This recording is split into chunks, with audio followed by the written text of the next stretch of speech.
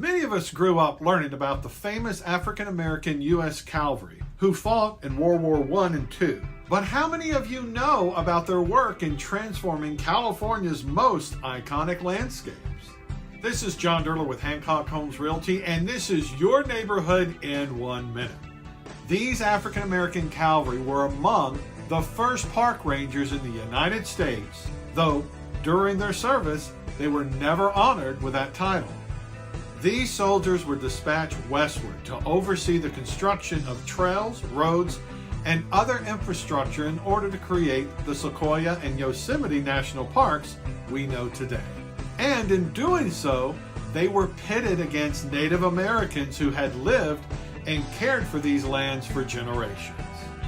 The soldiers were tasked with displacing the Cheyenne and the other Plain natives in order to build and protect these parks.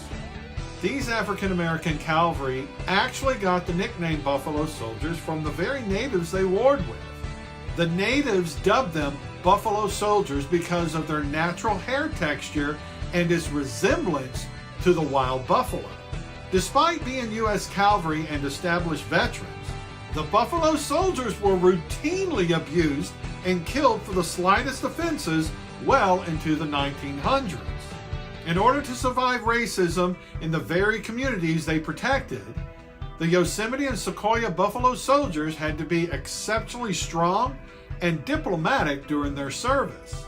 Throughout their complex role in California history, Buffalo Soldiers acted as stewards of the land and are integral to our experience and appreciation of national parks today.